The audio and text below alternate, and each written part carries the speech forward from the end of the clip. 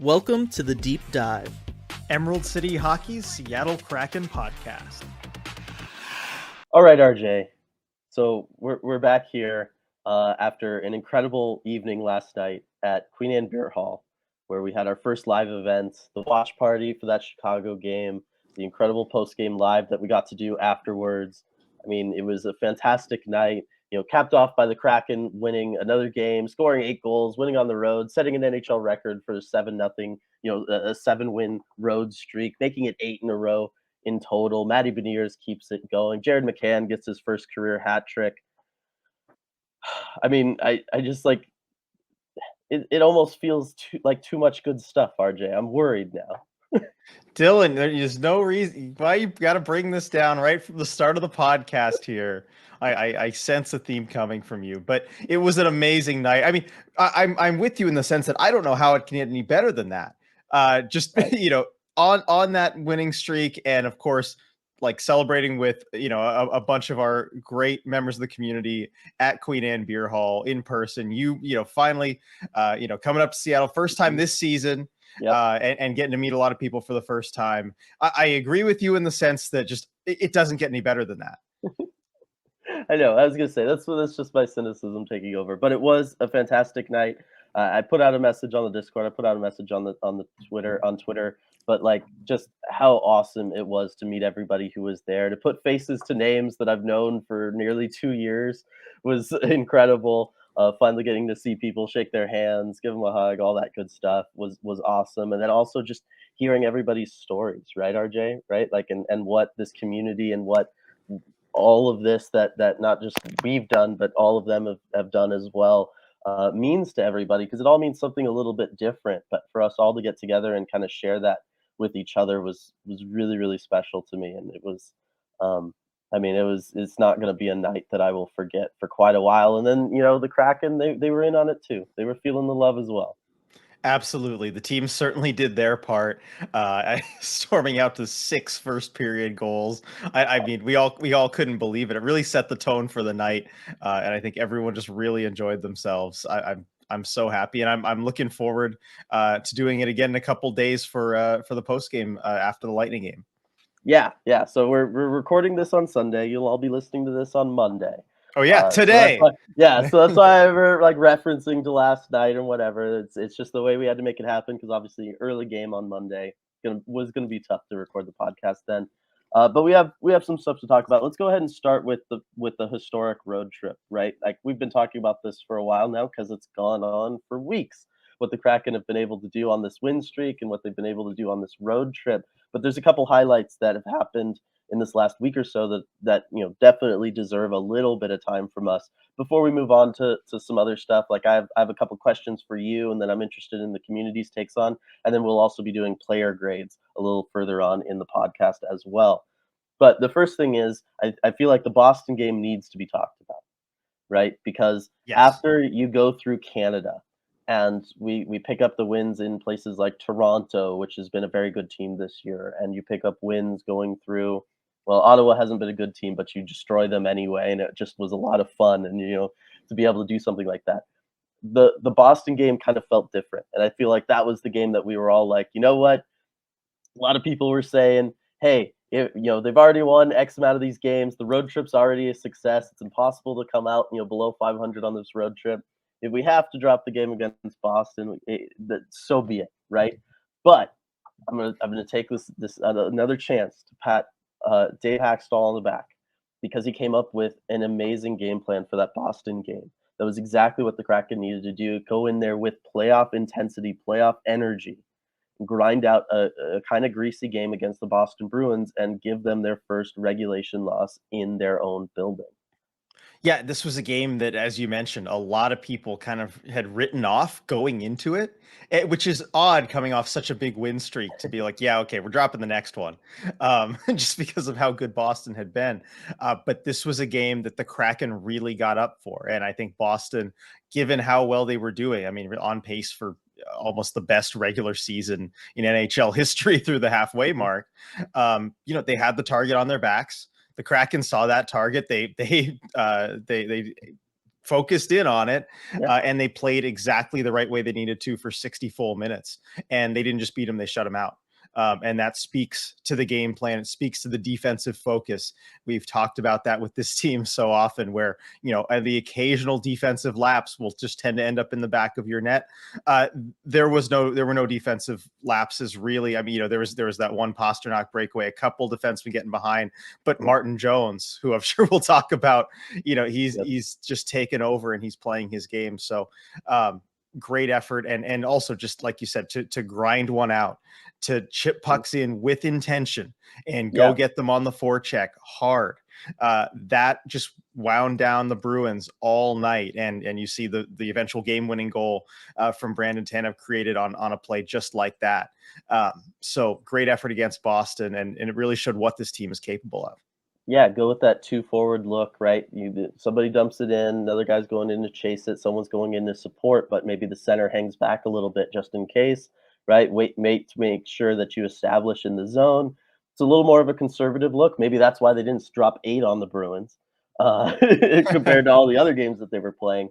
But it was the appropriate look for the time and for the place, and that's the thing that has impressed me through really all of this season. We've talked about this, but especially on this road trip, I felt like the way they approached, the better teams that they had to play, whether it was Edmonton originally, Toronto after that, or the Bruins there, you were seeing vastly different looks from the Seattle Kraken, and you weren't seeing really anything get lost in it either, right? It wasn't like, oh, by playing this certain style of hockey, we're we're kind of holding back, say a Matty Beniers, or we're holding back Andre Burakovsky, or it doesn't fit the game for somebody on the back end like a Justin Schultz, right? Like, everybody was just all in on it, and everybody had figured out ways of making it work and how they could keep their own game within a different system and how they could approach each opponent differently, but still maintain and highlight what they do well.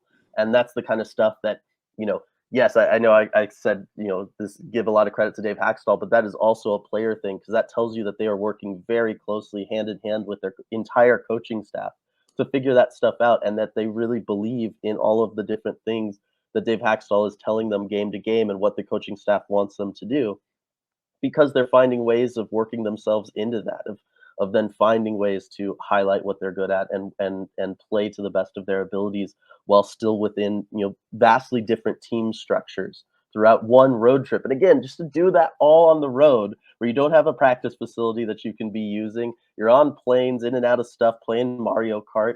Like there's a lot of stuff going on for them to be able to get to have that level of coaching and system change game to game and do all of that stuff. I mean, it's been a while since I've seen an NHL team be able to do that effectively.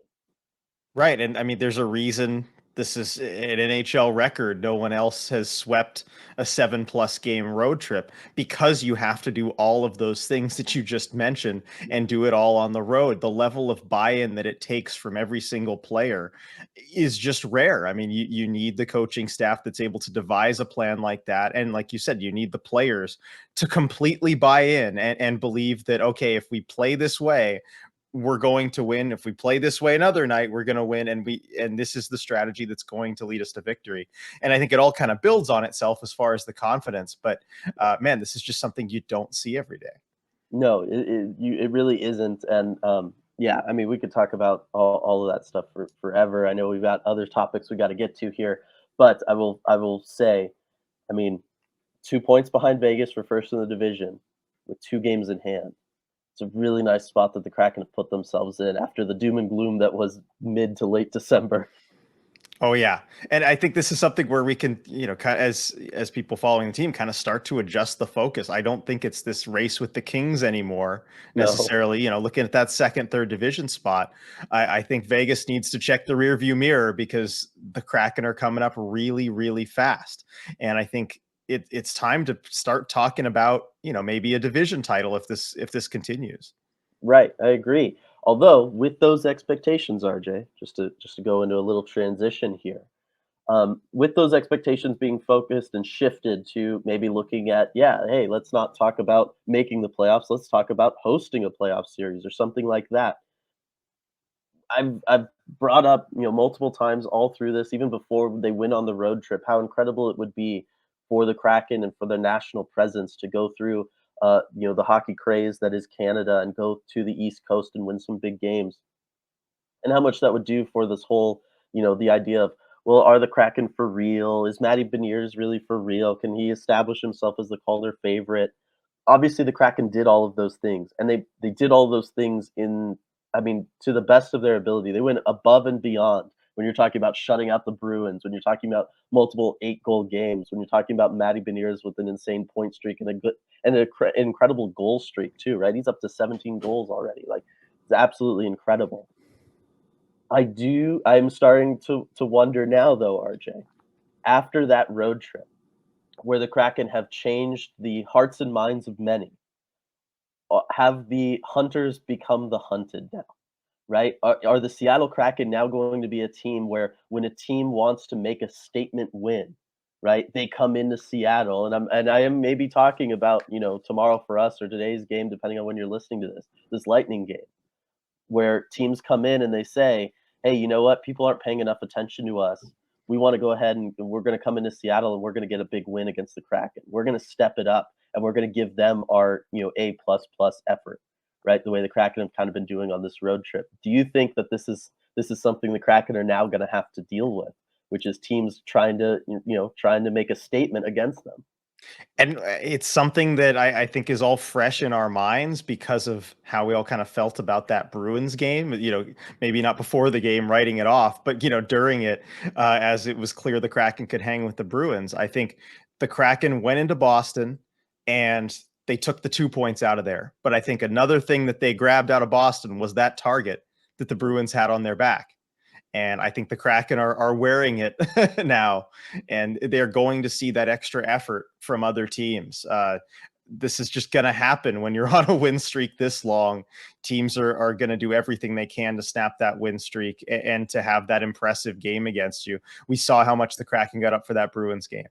Yeah. And at a certain point, every single team is going to get up for every single game against you Yeah. when that's going on. And it becomes tougher and tougher to keep that going. Right, and this is where I feel like we can learn about that kind of next step and next level that the Kraken may have, because we've never seen them tested in this way before, right? Like this last road trip was that kind of like final test of that, are you for real? Can you do this? Well, now we all know that they can. But it's a very different thing when you're trying to step up for every game because you want to win on the road or you want to impress people, versus we got to step up for every game because every other team is giving us their A plus plus effort, and they're coming in and they're going to try to play playoff style hockey against us, right? The exact same game plan we used against Boston, they're going to want to use that against the Kraken. They don't want the Kraken dropping 8 on them, right? Nobody wants that in general, but you especially don't want to be like kind of that next embarrassed team if you want to get that win. And it's one of those things where I don't know how it's that much harder when you're on the Kraken side of things, or the Bruins side of things, or whatever it was, because you have to play that way every single game, right? It's a lot easier to be the hunter where, hey, for this game, let's really step it up and like let's ramp things up game plan wise, energy wise, all that stuff, knowing that maybe we can trail off the next game. When you're the hunted, you can't ever do that, right? Without kind of losing a lot of your credibility and a lot of that reputation that you spent a long time to build up. And so it's going to be really interesting to see how the coaching staff, the players, the organization as a whole handles this moving forward, and whether or not they can kind of keep that level of intensity. And I think that's going to answer a lot of people's questions, not so much about whether or not they can make the playoffs, but how is this team looking for an actual playoff run? Mm-hmm. Yeah, no, I think that's kind of, where you shift things to. And Dave Haxtell challenged his team kind of at the end of last year, around December 30th or so, after that Oilers game, or actually it was before the Oilers game. He said, look, we have a decision to make. Do we want to stick with the status quo and the way we've been playing hockey that's got us to this point? I think they were like 2-8 in their last 10 at that point.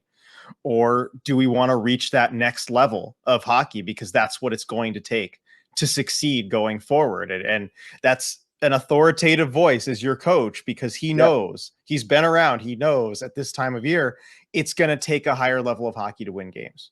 Yeah. And the players had a decision to make. And they made that decision. Yeah, we're going to Yeah. step it up. We're going to play that next level of hockey that's necessary. And as tough as it is, having just made that decision, we're going to play at the next level of hockey. I think they have another decision to make, Yeah. with the target on their backs. Do we want to continue this, or do we want to find another level? Because guess what? We're going to be getting every team's best effort every single night. And, we'll see whether they can rise to that next challenge. And when it comes to playoff time, you're always getting every team's best effort every single night, and it's always a good team. You don't get any bottom of the standings teams coming along on the schedule in the playoffs. It's always a good team, Right. and you're always getting their best effort. Yeah, so it's gonna be interesting how the Kraken handle things now. You've got that reputation. You're top 10 in all the power rankings that I've seen now, right? Everybody is giving you the respect that really the Kraken have deserved for a while now, and it just took people coming around to. But with that comes certain expectations, and it's going to come with certain things that the Kraken are going to have to deal with that they've never had to deal with in their franchise history before. But I am very much excited for it. Before we move on to player rankings, though, RJ, there are just a couple things because as we look at the Kraken, heading towards the playoff picture, looking at things, talking about how incredible their road record is, all of that stuff. There's a couple things that I want to touch on because it is being fueled by stuff, right? Like obviously the team is playing fantastic. They have all the depth. Everybody's playing well. You're able to get all 12 of your forwards registering a point in a single period of hockey, right? Like they did in that first one against Chicago. Like these are incredible feats, but it's all being fueled by different things. And there's a couple things that are, I wouldn't say they're like massive red flags, but they're a little worrying signs and things that I do wonder about, the sustainability aspects of some things of what the Kraken are doing right now. And so the first one that comes to mind, RJ, that I want to bring up is the shooting percentage. Because the Mhm. Seattle Kraken right now are shooting at 12.6%, which is number one in the league. The next highest is Buffalo at 11.9, and then after that, you've got Winnipeg and Vancouver at 11.2. So you're talking a whole 1.5% higher for the Kraken than the teams tied for third place in shooting percentage, right? Like this is a massive thing for the Seattle Kraken. Part of what's fueling this, especially on the road, their shooting percentage is like crazy high, and it's one of Yeah. those things that we've seen it happen both ways, right? We've seen teams and players be able to go on massive shooting percentage benders and sustain it for a whole, regular season and playoff run. But we've also seen where at times it's fallen off, and you've seen that regression. And so I'm wondering, RJ, which do you think it's going to be for the Seattle Kraken?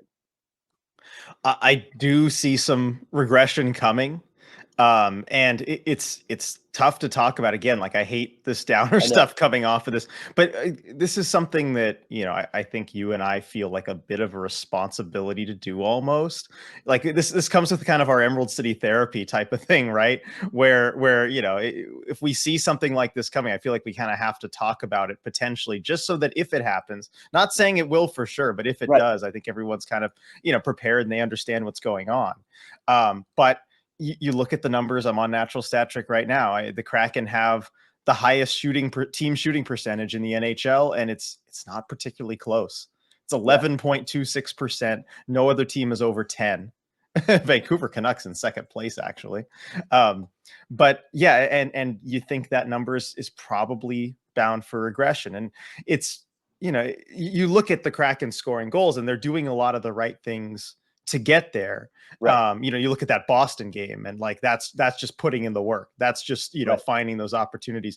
There's nothing that's going to regress or go away about that if you keep playing that way.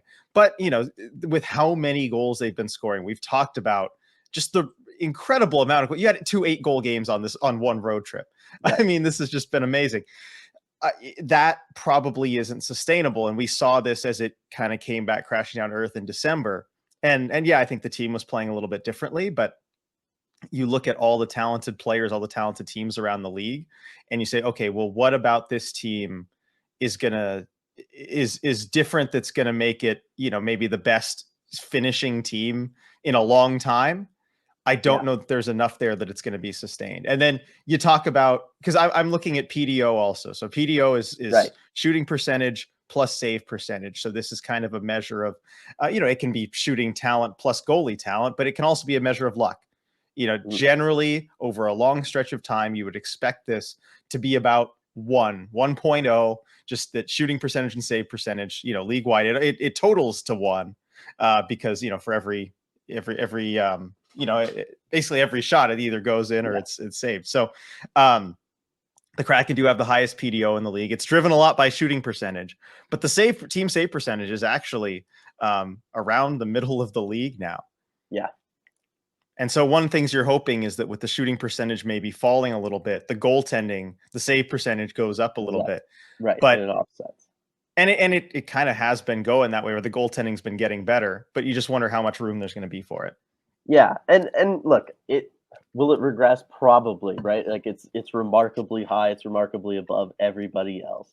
That being said, I don't think that it's all doom and gloom, because I feel like for the Kraken, what's one of the things that has contributed to this? Well, it's been their depth, right? And we talk about how Hackstall uses all the lines in some games completely equally, or sometimes your third or fourth line somehow ends up with more minutes than your top six line just because they're playing better on that given night, right? And I do think that his strategy and his way of doing that really kind of plays into this, because if you're always playing the hot hand, you're going to have the guys who are scoring, who are feeling it on any given night, right? They're seeing things well. They know how to pick apart this defense or this goaltender. And so I feel like if Hackstall continues to utilize the Kraken depth the way that he has, the idea of them being a top 5 team in shooting percentage, well, it just makes sense because they're just riding the hot hand all the time. As long as you have somebody who is feeling it that night, you're going to end up with some goals, and you're going to be shooting at a high percentage. So it's one of those things that is there some room? I agree. You're probably not going to be scoring 8 goals all the time the way that they kind of have been. But I don't necessarily think that it's an unsustainable thing just because of how this group is put together with the depth that they have and the way that their coach utilizes them. I feel like that's a sustainable model because, like I said, unless you get all 4 of your lines all going cold all at once, you're always going to have somebody that you can send out there for 18 plus minutes a night who's feeling it and who has the potential to get you a goal. And that's just something that I don't feel like any other team either has the capability of doing because they just don't have the depth, or has a coach willing to go ahead and do that and have all the players bought into, hey, this is how we play games. Yeah, and that is a difference between the Kraken and any other team in the league, and you see that borne out in just the stats of how many unique goal scorers, point scorers, all that they have, the depth, what their third and fourth lines can do now, and so I do think that's a potential reason that it might. If you're always playing the hot hand, your hands might look a little hotter than most teams. It kind of makes sense. And I think also you talk about the shooting percentage, the goal scoring. I think Dave Hackstall would agree that you're not going to be scoring 8 goals every game, and that's part of the message he's been trying to send to his team is you're not going to, what was it, 8-5 last night against Chicago. You're not going to win games 8-5 all the time. That's not the formula for success. It's those 3-0 games against Boston where that's the type of hockey you need to play going forward. So I think he's preparing for that too, because he knows that they're not going to score 8 goals a game forever, and that you need to prepare for that. Yeah, and I think that's where you see him experimenting with some of those different strategies, like in that Boston game where he can kind of be like, all right, when we need to, like, this is how we're going to have to play. We're not going to be able to outscore our problems forever. And there's a reason I chose to go with the shooting percentage thing, because I feel like that's a little bit it's a little bit more kind of empirical than, say, like, if we were going to go true like YouTubery clickbait, RJ, I would have gone with Money Puck's goals for above expected numbers. And now the Seattle Kraken are number 1 with a 25.68. The second place team is at 14, and then nobody else is higher than 8. Right? So this idea that the Kraken are they're just scoring goals when they absolutely shouldn't be, and it's generating all this extra offense. Like I said, there might be a little bit to that, but I think some of that just comes from the depth they have and the way they're utilizing it. I don't necessarily think that it's all just luck that's going to come crashing down upon them all at once. Now, yes, just like with goaltenders, right? Hot streaks end, but I think because you have 4 lines, you can go out there and roll. The odds of you running into even 3 lines all being cold at once It's just probably not going to happen. Yeah, and it points just to the unique roster construction on this team, and with expansion teams too, that you can do that.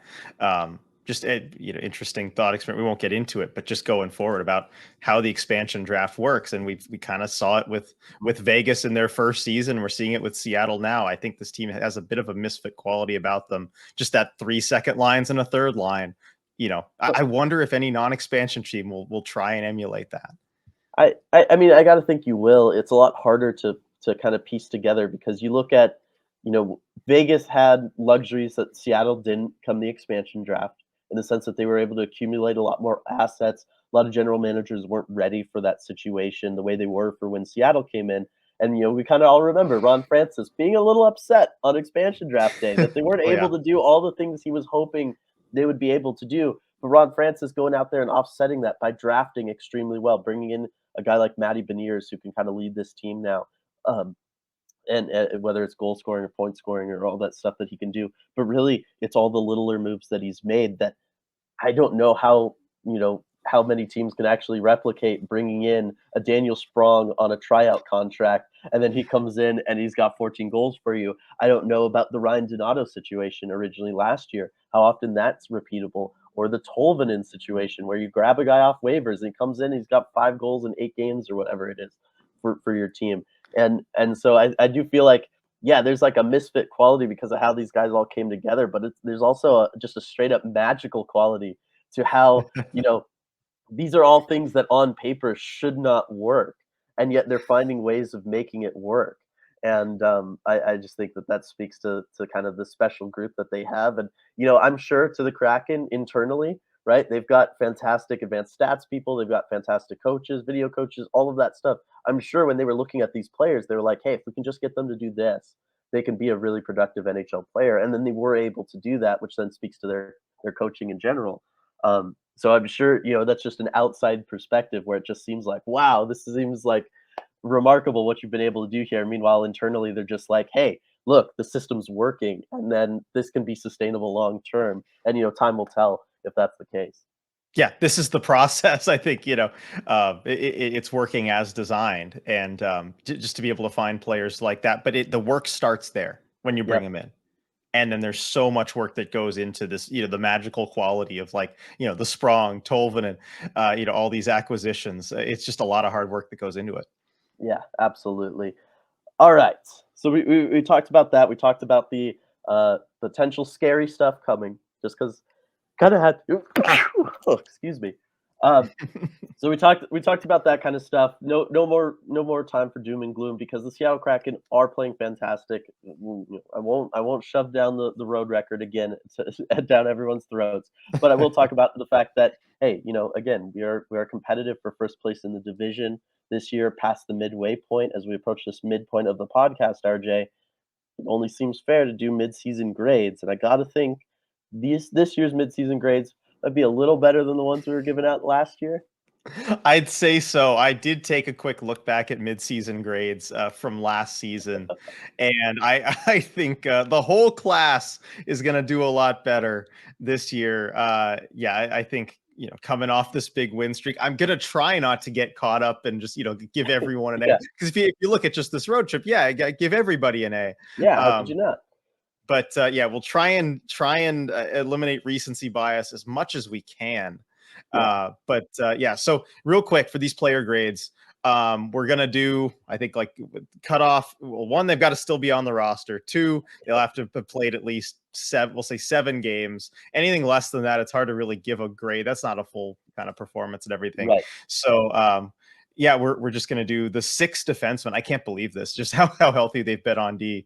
6 defenseman player grades, and I believe that counts as, and then 13 forwards. This is crazy. Yeah, How few players we're actually grading here. But just like last year, I think we should start and go net out. What do you think, Dylan? net out sounds good with me. I mean, do we start with the guy who's kind of We gotten us start with here? the starting goalie right now, Dylan, Yeah, all and right, that is and Martin that's Martin Jones. Jones. Yeah, it's absolutely Martin Jones with a record of 21-5-3, which is If you had told us that at the insane. start of the season, RJ would have had a stroke or something. That's yeah, what would probably. have happened. Good thing it all came slowly as the schedule went Yes, on. he would have been racing to try to delete any sort of off-season videos we did talking about Martin Jones. That's what he would have done. He's got the 895 save percentage, which certainly could be better. The three shutouts though, which are fantastic. I mean, I got it. I'm just gonna give him a rock solid A, because the bottom line is, you know what? At the end of the day, wins do matter, and having a team that can play confidently in front of a goaltender, and it's not like he doesn't make big saves, kind of night in night out too. I don't know. I don't really see anything that I feel like I can really knock on Martin Jones right now. Yeah, I agreed, and the way he's been playing recently too. The thing about goaltending, and goaltending is obviously very weird. It's kind of the oddest, A is little, results wise position in all of hockey. Um, there's a lot of kind of interplay with how your team plays in front of you, and just giving your teammates confidence, even if that's not making as many saves as yeah, maybe another goalie. I'm not like implying Grubauer here. I'm just saying around the league, if your teammates are confident that you're going to make the saves you need to make, that can mhm, go a long way. And I know Martin Jones has had ungodly amounts of goal support. We've yeah, talked about this, but he's done his part and made the saves at the right time on the other end. And also, he stepped up when it matters. When Philip mhm, Grubauer went down with injury, the Kraken yeah, needed somebody steady, and we were feeling kind of doom and gloom, like, oh no, is this where it all falls apart this season? But yeah, no, he stepped up. So I'm going to go with another solid A. I think he deserves it. yeah, yeah, absolutely. All right, talking about Philip Grubauer now. So It's going to be a the tough the grade. is a really tough one. So the record 4-7-1, 885 save percentage, not that far behind Martin Jones, but that goals against average is higher at 3.49 versus Jones's 2.76. I don't know. I almost want to give him an incomplete, because it's hard to judge him kind of post injury. He hasn't had a lot of chances to really show what he's got. Um, I don't know. I think I'm just going to give him a C, because the bottom line is his grade is passing. The Kraken can win games. They can lose games with him. He just feels average. Yeah, I think you're in the right ballpark there. And it's tough with the injury because, whenever you have a player missing extended time due to injury, like you can't grade them negatively for that. But at the end of the day, I'm gonna take that C, and I'm just gonna factor in, because I think we do need to factor in, the expectations, what we were hoping for from the player. And this is something where we do grade on a bit of a curve that way. You know what I mean? If Yeah, yeah, like Jared McCann has scored more goals than a Morgan Geeky, but we expected that to happen, right? And so we can't right. judge them on the same scale. So I'm gonna give him a C minus, just a little bit lower, just because he's the Kraken. I believe he's still the Kraken's highest paid player. He's expected to be the starting goalie, and truth of the matter is he's lost that starting job. Yeah, and I do get that. I don't know. It's hard. His quality starts percentage is kind of right there behind Martin Jones, and I feel like for I guess maybe my grading curve compared to expectation. I mean, the expectation was, what he did last year, which was historically bad. Like no goaltender is going to touch that for a very, very Oh yeah. long time. What he did at the halfway point last season, whereas this year, I'm looking on Money Puck right now. He's only at minus point 0.5 goals saved above expected, right? Where last year, I think at the halfway point, it was like minus 30. Right? So it does feel like this is an entirely different player that we've seen, and one that is very much just like I said before, average. And so I just feel like I gotta just stick with that kind of average grade, and grade him on that curve of, we know how bad this could be, and it's definitely not that. Yeah, no, I agree with that sentiment. And I'm just taking, I guess, kind of the contract and the Yeah. expectations a little bit more into account. But all right, And moving on to the defense. And I yeah, think, because we're only grading 6 defensemen, this is incredible yeah, that this is all we're doing. They've been remarkably healthy there, and there's really been just 3 D pairs, right? I mean, yeah, these have not switched yeah, up, they don't change. except for the one instance of injury and suspension. Yeah, So I think we should just go, and there's a clear first, second, and third D pairing. So let's just go with that. yeah. And we'll start with your favorite, the big minute muncher, Adam Larson. Got to start with him on D. What grade are you giving him, Dylan? I mean, I mean, is it's there even a point I asking? was gonna say it's A for Adam or A for that assistant captaincy that he, wears so proudly on his chest, and for all the great work that he's been able to do with Vince Dunn, right? I think the reason that this year I feel like I can justify the Adam Larson love a little bit more, is that this year what he's been able to do and contribute offensively, right? 4 goals so far this season, 19 points, the plus 30, right? Like he feels like he is activated in a way that offensively that we've kind of wanted some other people to do on this Kraken team. Like, is he going to be like Jamie Alexiak, where he's going to skate like really far down into the zone, almost play net front? Like he kind of does once in a while, but not really.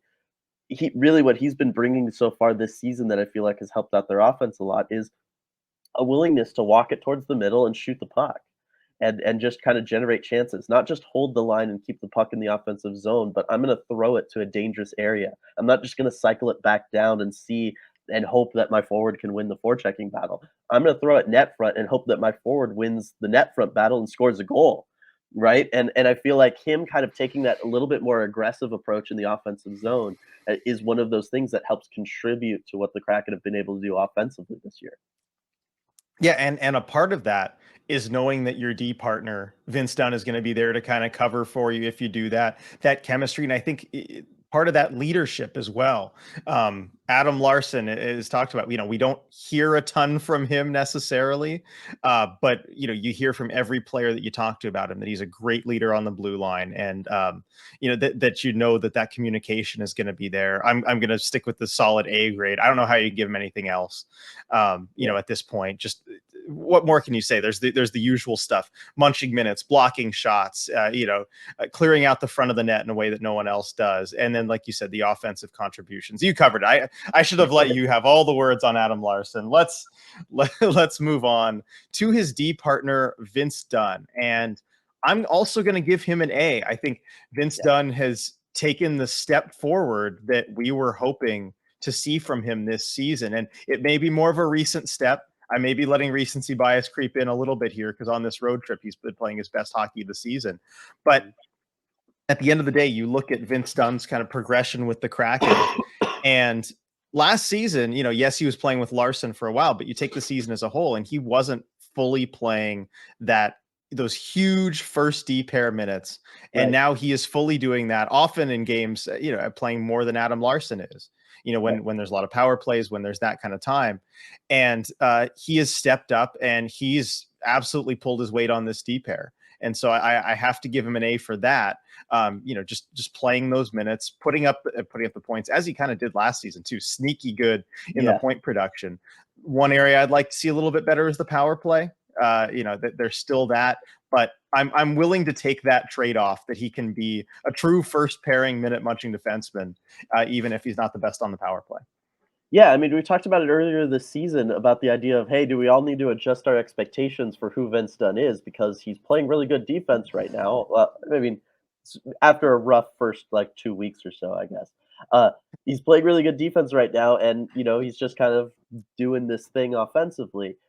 But really, since we had that conversation, and since kind of mid-December, that offense has really piled on. We're seeing him walk pucks to the middle and take shots, much like Adam Larson is, and we know what kind of impact that can have. We're seeing him work and kind of develop chemistry with a lot of the wingers too in the cycle game, and how he can kind of step forward a little bit, step down a little bit into the offensive zone, and then make something happen, whether it's a fancy drop pass or kind of a no look. We've seen him give some of those as well. I just think Vince Dunn's playing fantastic right now. I agree. It's got to be an A. He's playing both sides of the ice really, really well.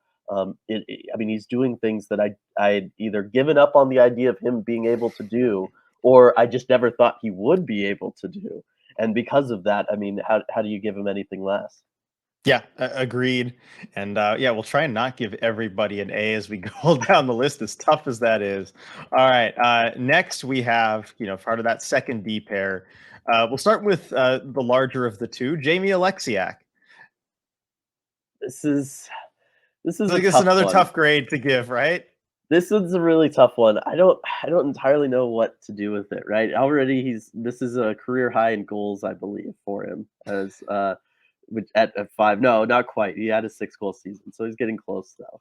And I don't know, like it's so tough because I like that how he's been playing recently defensively, but before earlier in the season it was really, really rough. We were seeing him make a lot of mistakes, especially on the penalty kill. Like he was really dragging that first unit penalty kill down with a lot of the things that he was doing.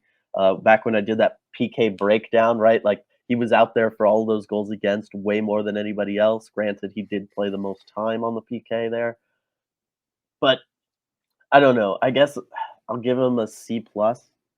Like, the suspension wasn't great, like, I don't know, there's just things that have come up that I go like, "Why?" You know? I still want him to use his reach more, I want him to have an active stick defensively, especially when defending the blue line as opposing teams come into the defensive zone. I feel like he has, because of his size and what that allows him to do, and really he has good instincts too. He really, really does, you see them, but he doesn't always trust them. And I want to see him trust his instincts a little more, trust his size and his reach a little bit more, lean on guys, do a little bit better in board battles, and not get beat when in one-on-one situations, letting guys like Alex DeBrincat just kind of throw you around. Like, I know he's got a lower center of gravity, but at some point, being about 100 pounds heavier should just mean more. And I feel like it doesn't always with Jamie Alexiak. So I'll give him a C plus. And you hit the nail right on the head. Actually, that's the grade I had written down as a C Okay. plus for Jamie Alexiak, and for a lot of the same reasons. I think just I this is one where I don't think we need to adjust our expectations as far as Yeah. what he is, because he still has that size, he still has that physicality, he still has those instincts, and he uses them sometimes. And when he does, he's a really, really effective player, Yep. especially in his own end. Yep. And we just you want to see that a little bit more from him. And this is one where you also can't let recency bias, because on this road trip he's been fine. Yeah. But you look at when the team struggled, earlier on in the season, kind of through December, he was kind of a big part of those struggles. And Yeah. so I think it's worth docking him some points there. But overall not bad, and that's Yeah. where the C plus comes in. Yeah. All No, right. So that's fair. yeah, go ahead. Yeah. No, I was just going to say that. So Justin Schultz then. Right? All This is right. another kind of complicated one. Yes, it is. Now, Justin Schultz brought in the offseason, trying to, the Kraken need another puck moving defenseman. Mhm. And, you look at the expectations, you're hoping maybe he can kind of fill in on the second unit power play or something and help out there. Um, for me, he's exceeded expectations. Yeah. I think, and you look at how difficult things were when he was out, when he was injured after taking that boarding from Ryan Lomberg, and things kind of fell apart on the blue line. I know Alexiak was out too, and so maybe having two guys out kind of compounds that. But Justin Schultz has brought stability to the power play. He's brought this element that Vince Dunn just hasn't brought, and he's been the perfect kind of budget addition. The Kraken could have got out and maybe got a John Klingberg, but I think, looking at how Klingberg's playing this season, I think Justin Schultz actually is just flat out doing better. So for me, he gets an A. He's been exactly that puzzle piece the Kraken needed on their blue line. Yeah, I'm gonna go with a B because I feel like Okay. one of the things they brought him in to do was to be that power play one quarterback, and he is. He's been fantastic there. But I feel like he hasn't brought that same level of success to 5-on-5. And for a team like the Kraken that, yes, they struggle on special teams. I shudder to think what the power play would look like without him. I really do. Right? That's a very scary thought. But I feel like he could be doing a little bit more. He's been fine defensively. He's been fine 5-on-5, but I feel like he's missing some of that stuff that we are talking about with Vince Dunn, what he's been able to do 5-on-5, utilizing wingers, how he can cycle, how he can move. I feel like Justin Schultz doesn't move a lot in the offensive zone. You know what I mean? He kind of has his spot and he hangs out there, and that's fine. But I feel like there's a little bit of room for growth there, and so that's why I got to go with that grade. Yeah, and this one, if you're looking at the recency thing, I think there's a little bit, more room for growth there. Earlier on in the season, and this is what I wanted to give him points for, when a lot of things weren't necessarily clicking on the blue line, when things weren't Yeah, going as well, he was a beast for long stretch, 2-3 weeks, I think he was the team's best defenseman.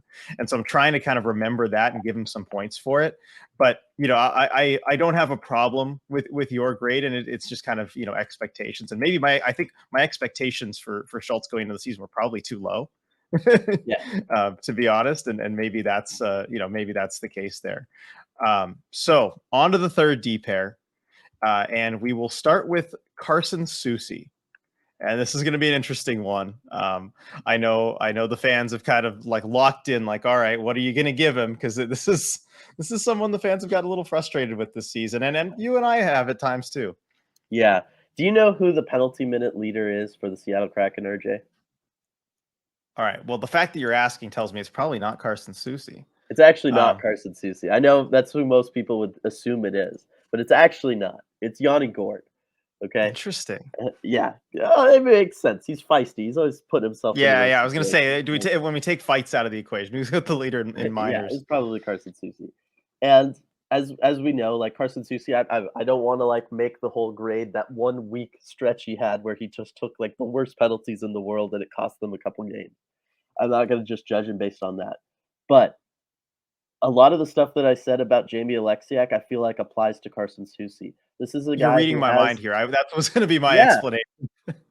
you're talking about a guy who has size and strength, but doesn't really use it. You're talking about a guy who has amazing puck moving skills and instincts, but doesn't really trust them all the time. And I feel like that trust has slowly eroded during his entire stint with the Kraken. Like I feel like Carson Soucy was a better player the first half of last season than he has been this season. And given the way the rest of the team has been, that it just doesn't, you know what I mean? Like that's not good. And so I don't know. I think this is my first D grade. This is going to be one of a few. I feel like grades kind of below passing.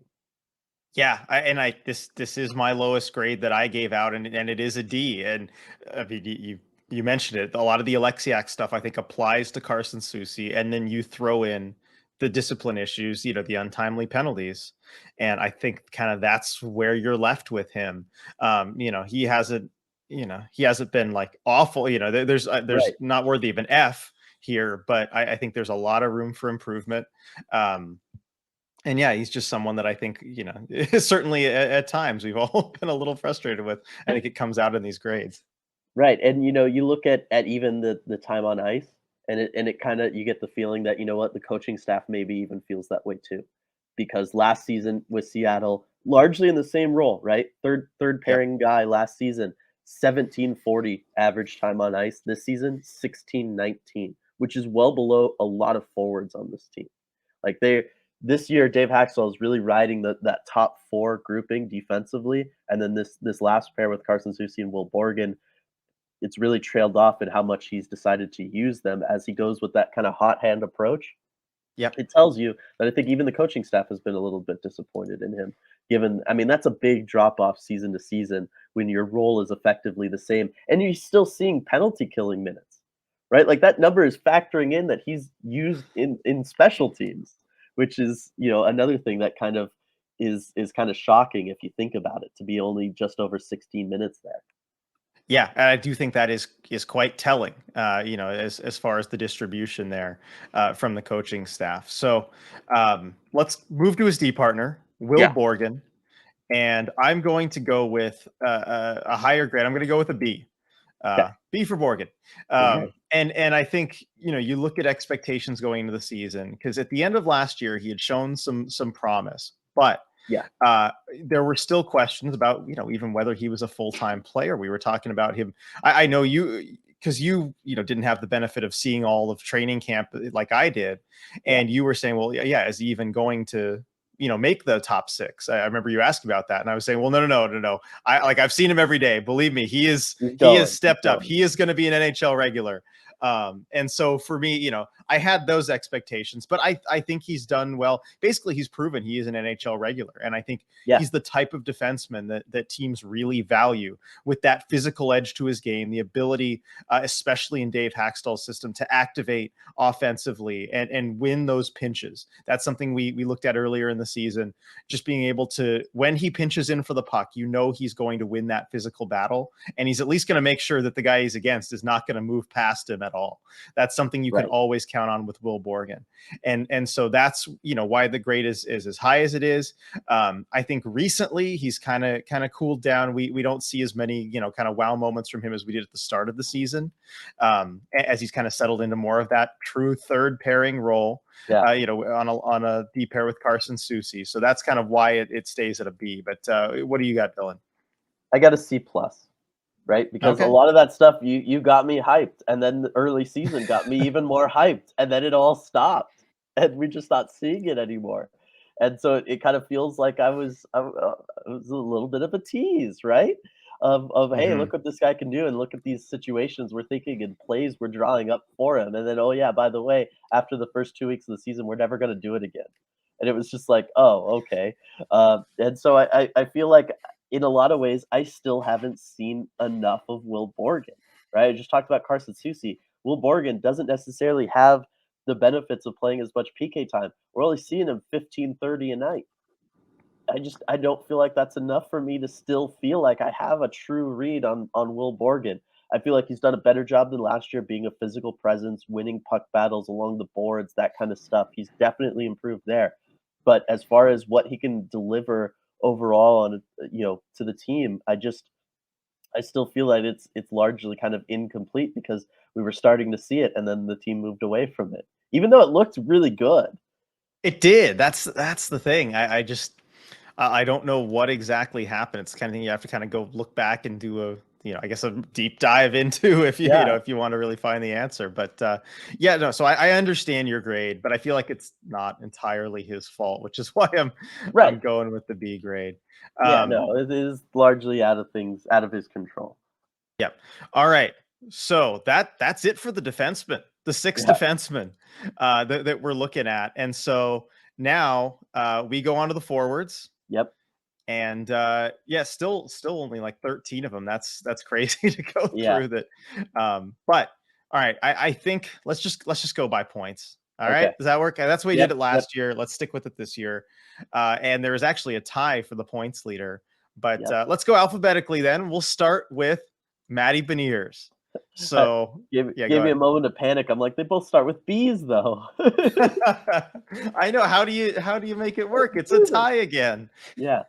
Matty Beniers, A plus, plus, plus, plus, 1,000%. This is the eBay grade, right? That I give out every year. The A with the million pluses behind it. It's Matty Beniers because, you come in late last season, get the 9 points in 10 games, set expectations sky high for your first full season in the NHL.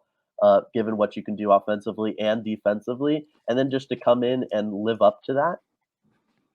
I mean, he's just fantastic. He does it all for this team, and then I also think that part of it, is kind of that work ethic he brings day in day out that rubs off on other guys as well. The leadership aspects of things. If anybody doesn't have an A for Matty Beniers, I'd love to hear why, but I can't imagine there's a lot of people in that boat. No, I think everyone kind of has to accept this now, and coming in right now as we're just a little bit past the halfway point, now tying the team lead in points. If you had said that at the start of the season, because the whole question was, we know he's a special player. Yeah. We know that. The question is, can he be that regularly? We had only seen him for that 10-game stretch. Yep. Can he transform that into kind of a full season's worth of work? And we only have a half a season to go off of, but the answer is resounding yes. Mm. And not only is he scoring at the pace that we would hope, he's playing that solid defensive game. He's adjusted well to the physicality of the NHL, put on 15 pounds in the off season, and even though he gets thrown around a lot, he always bounces right back up.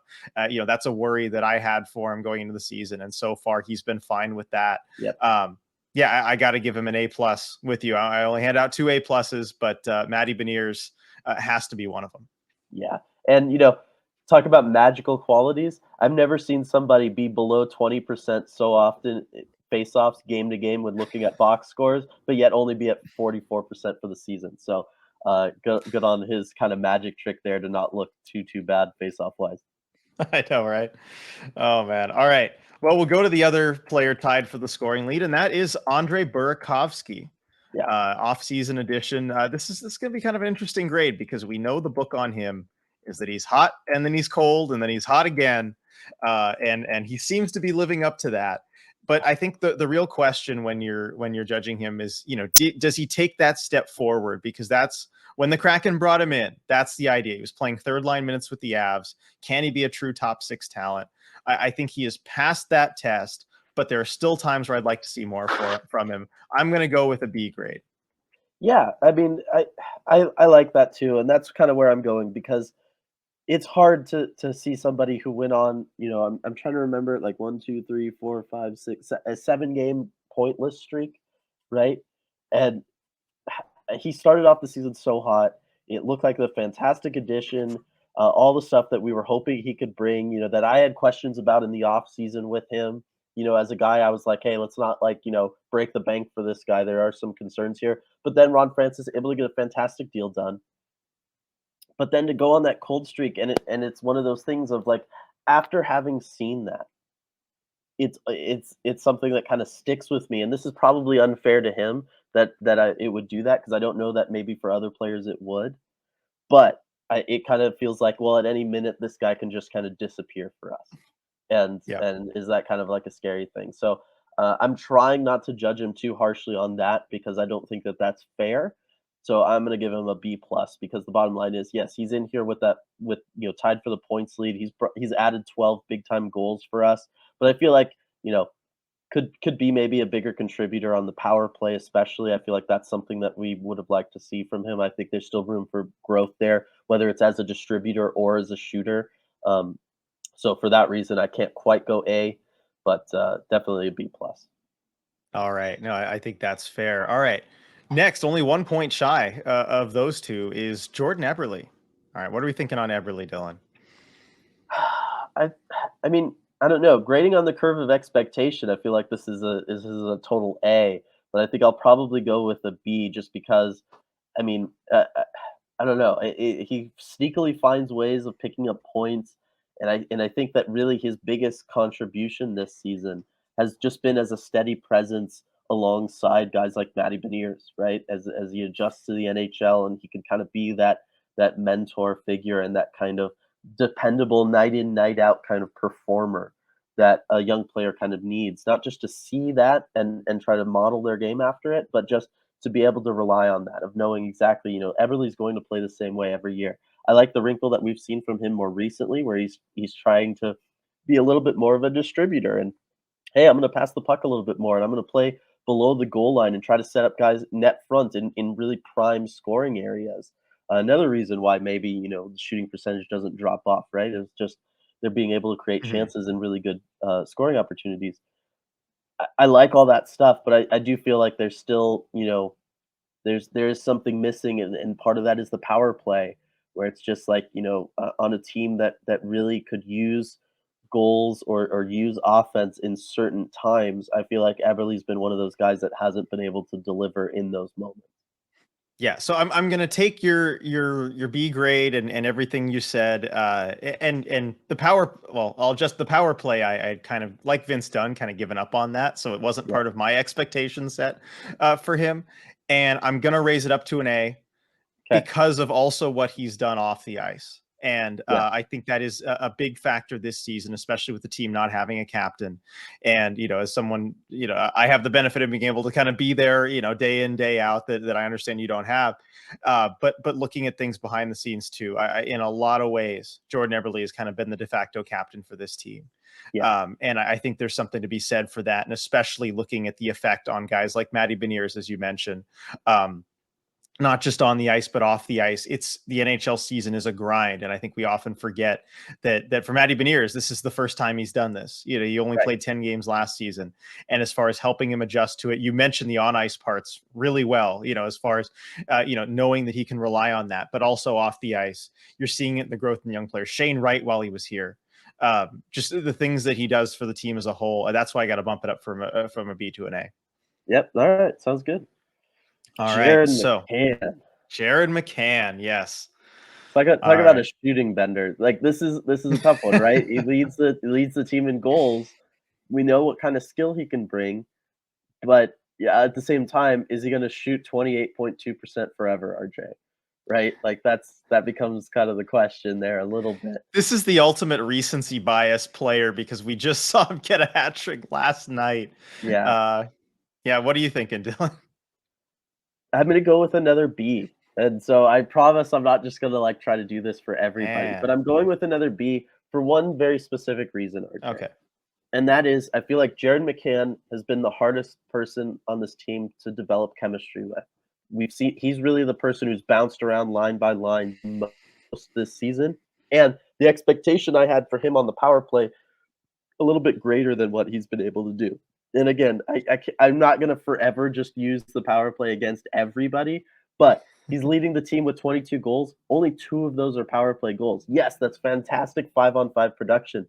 But when we're looking at the Seattle Kraken, what's one of their greatest areas of need? It's better special teams.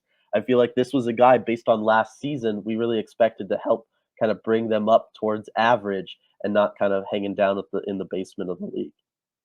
Yeah, and I see what you're saying. The power play, I don't know how much it's tough because I don't know how much his fault it is. It's really because it's the additions of Daniel Sprong and more recently Ellie I know. Tolvanen. Like on that left side, like the Sprong bomb versus that McCann wrister, that hasn't helped. I'm going to give him an A- just because uh, the the even strength production. I like this is what I was hoping that was sustainable from him, that he was Yeah. able to do it. And I know you talked about the shooting percentage, the shooting bender.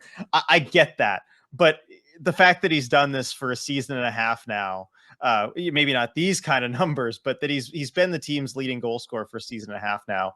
I was just hoping he would continue that onto Yeah. this season. He's done that, and so yeah, the minus kind of for the reasons you said.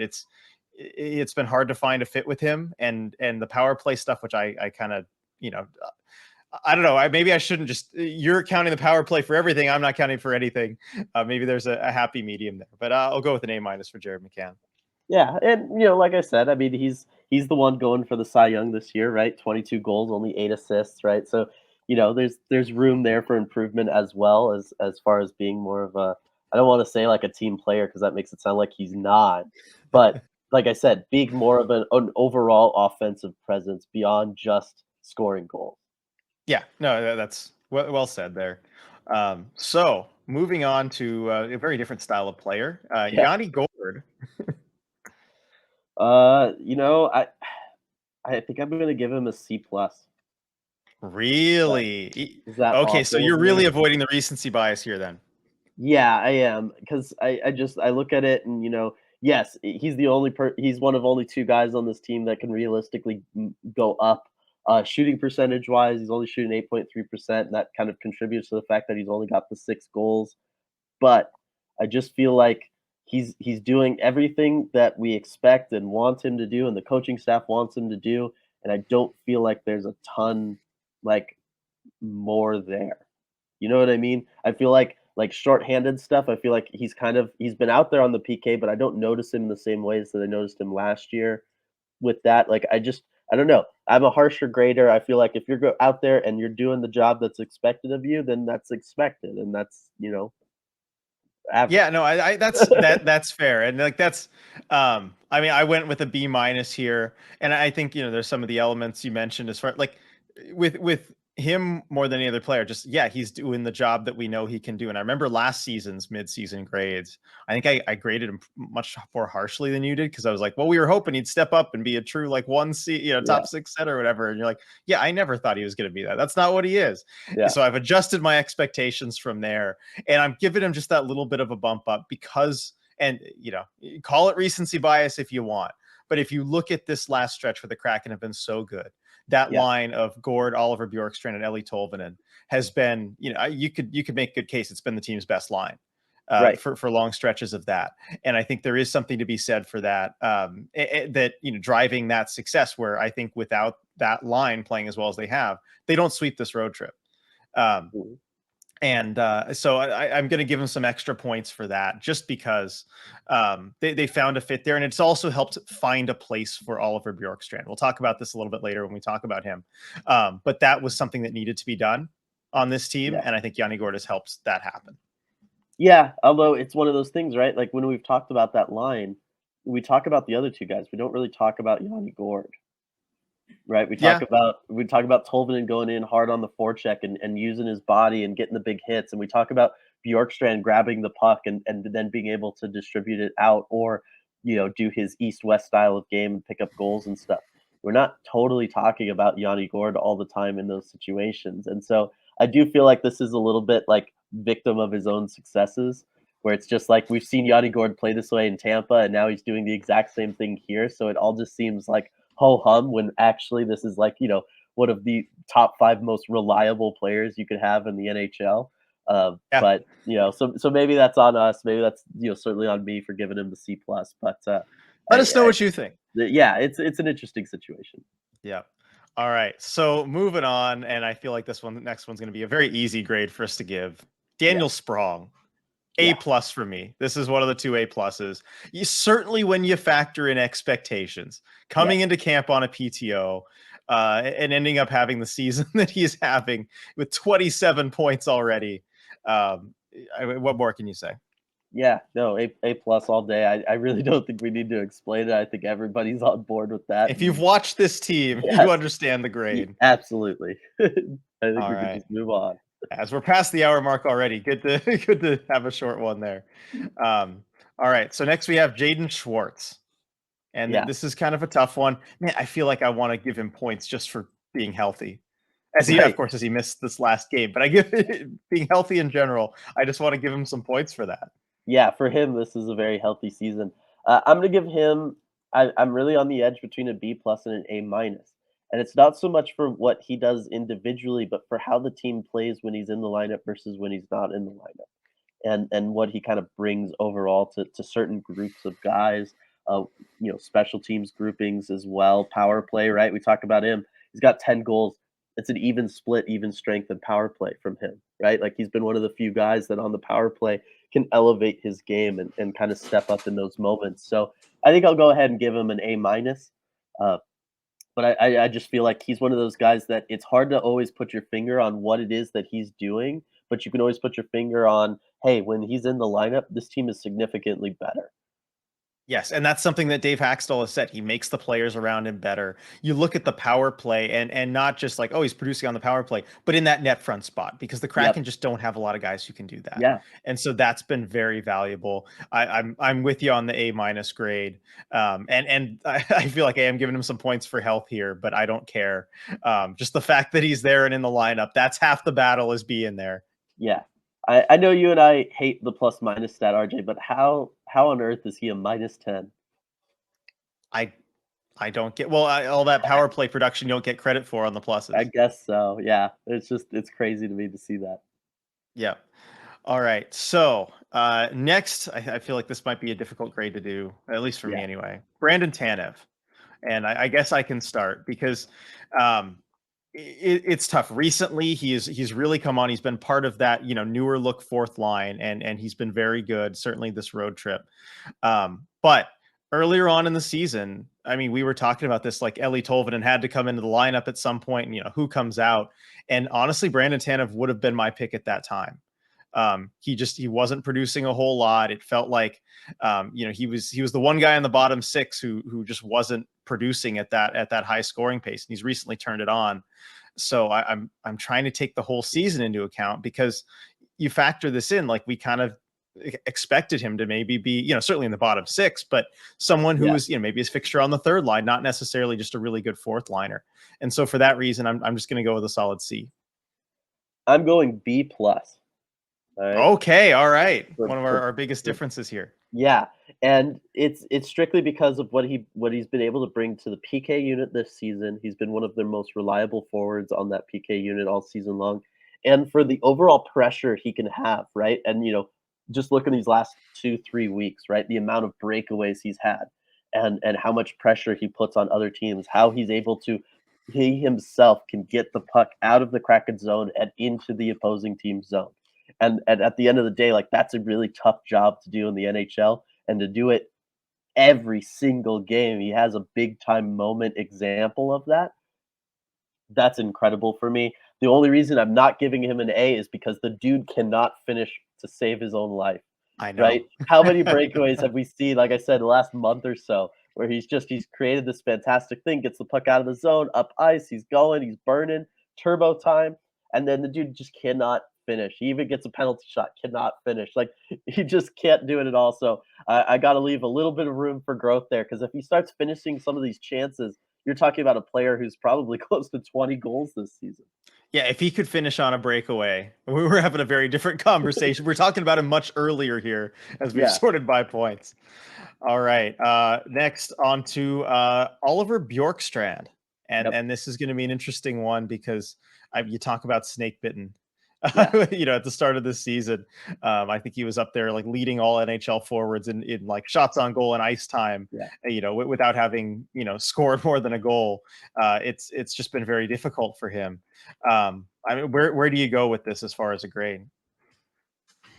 B. I know I keep going B's for all these forwards, but I think it's kind of similar to Brandon Tanev, right? Like there's room for improvement there, and we all know what that would be. That's largely just counting stats at this point.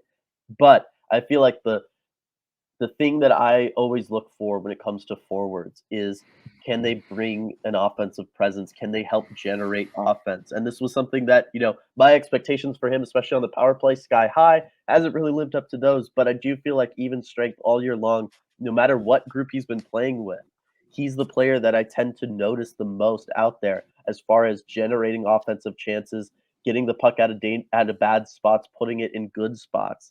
I just feel like his ability to do that night in, night out is special, and it's just something that only a few guys can do, and he's one of those guys. All right, so I think we have similar methodology here as with the Tanev grade, because you look at recently and what he's done, on the Yanni Gord line and with Tolvanen, and he's found his spot.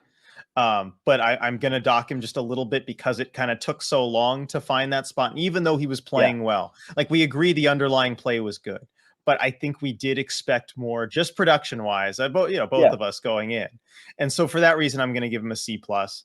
Because he's played really well now. He's finally found the spot, but I'm trying to take the full body of work into account. And so that's where I go a little bit lower. yeah, and I very much understand that, especially when it comes to like the power play, right? I've been tough on all these guys on the power play. I shouldn't stop now, because that was the thing that I was most excited for his addition, was looking at what he was able to do in Columbus and be like, oh my gosh, this guy is going to be the thing that takes our power play to the next level. And then no, it just has not worked out that way at all. So, And of course, I'm going to talk about how it's not really his fault, and I'm not discounting the power play, but yeah, a little bit just because they don't use the bumper spot. Like the way the power yeah, play is designed doesn't take advantage of his skill set. right. No, it is very true. But yeah, I go with what he's able to do. It's just something not a lot of other guys are able to do. And if he keeps playing that way, the points will come, and we're starting to see that now. Yep. All right. So on to the last of the top 6 forwards here, and it's Alex Wenberg. And I've heard just definitely different takes on him from all Yeah. segments of the fan base. He's kind of a divisive player. What do you think here as far as a grade? See, it's a very similar situation to Yanni Gord for me, where I just feel like he's doing what we expect him to do and not really anything more than that.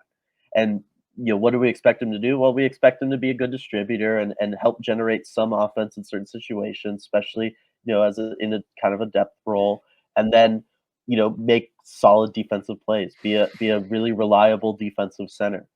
And so again, it's one of those things of like, I hate to like grade these guys on this weird curve where reliability and steadiness gets like punished almost. But I just feel like, I do think that he has the potential to be a bigger breakout offensive piece, and we just haven't seen it this year. And he's had lots of looks with lots of really good offensive players, and it just feels like, we kind of see guys struggle when they're matched up with him.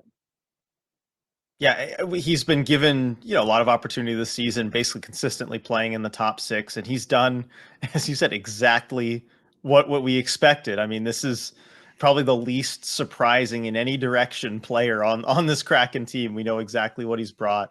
Also solid defensively. That's worth mentioning. But yeah, Yeah, I got to give him a C. There's as expected. That's kind yeah, of what it is.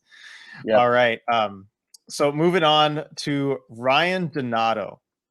Yeah, And this is a tough one as far as like expectation wise. I think just because coming into camp not qualified, as an RFA, but then brought in on another 1 year deal, gotta go prove it again. What are you thinking from Donato?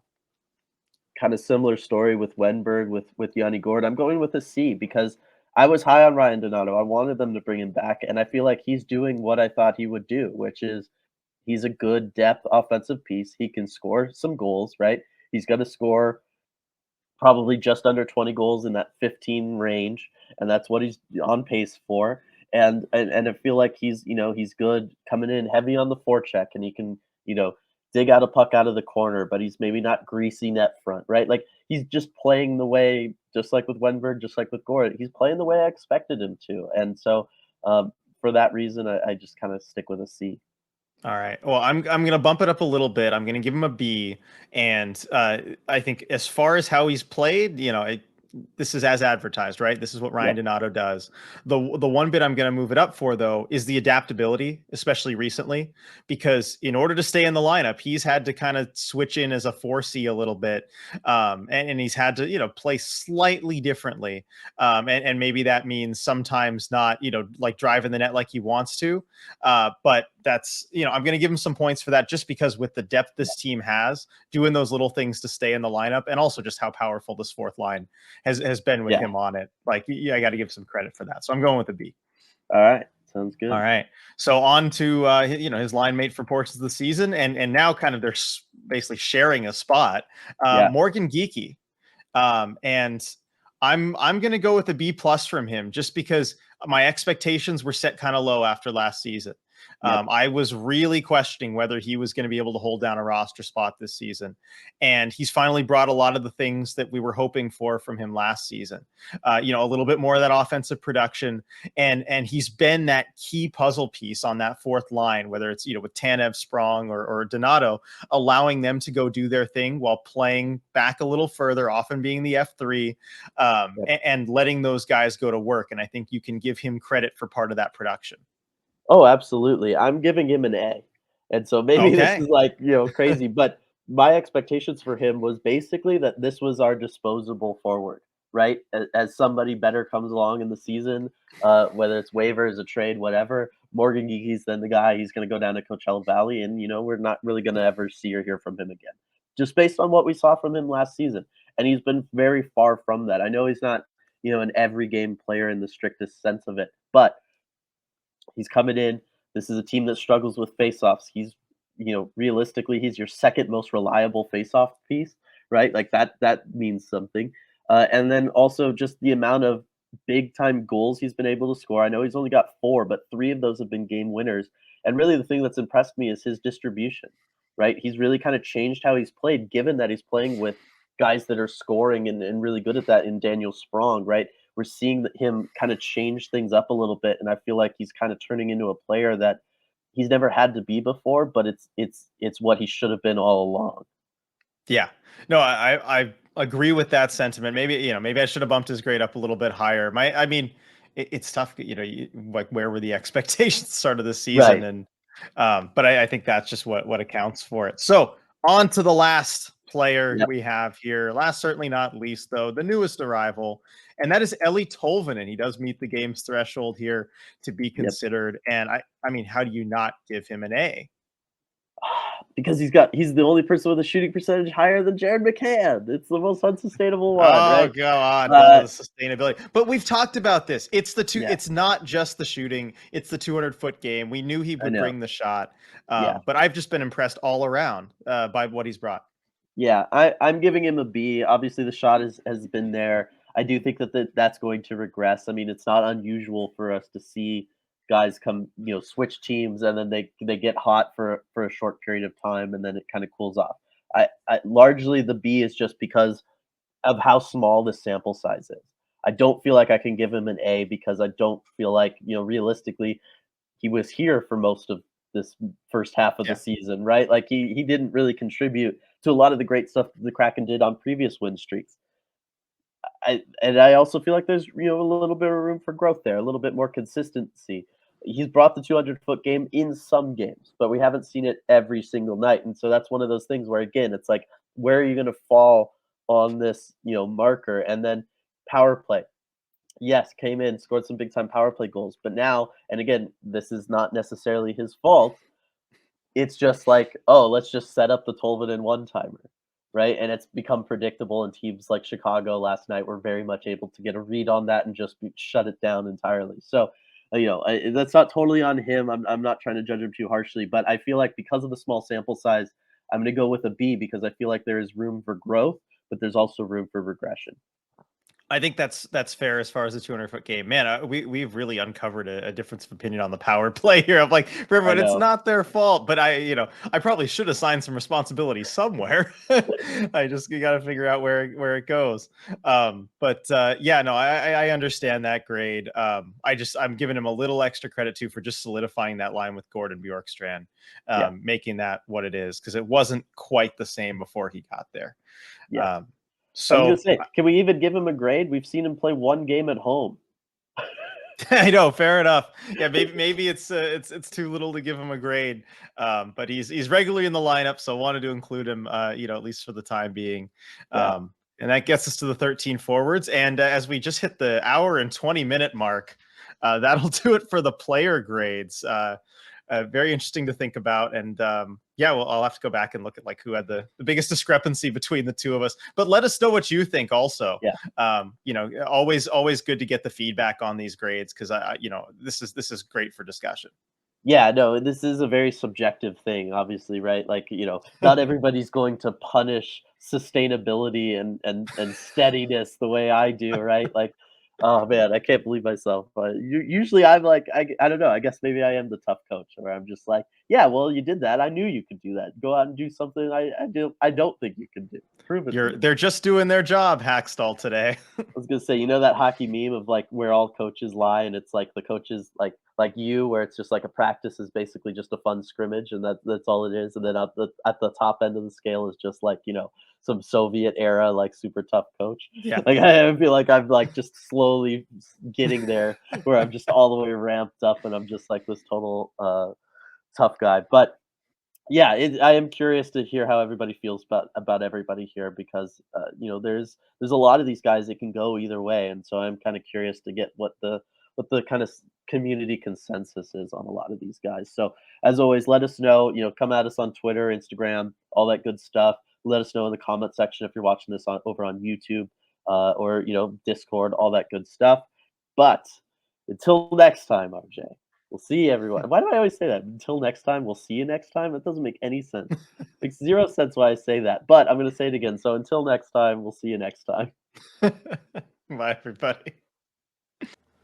Hey, everyone. Before we go, we just wanted to give a quick shout out to all our awesome patrons over at patreon.com/Emerald City Hockey, especially our Terror of the Deep patrons, Absurdly Sane, Alex, Austin W., Austin H., Brian, Burnt Creme, Chris, Hoop, Daryl, DJ, Duthan, Eli, Gaby, Gary, Harry Legionary, Jay, Joey, Joni, Joshua, Kepler, Kitty B. Kraken, Kyle, Leanne, Maya, Michelle, Nunya, Paige, Paul, Rebecca, Scott, Sean, Shoeshine, Striatic, Tasty Kobold, Team YMIAT, Tank Commander Ty, Tyler, and Wendy. Thank you so much for making all this possible. We really appreciate your support.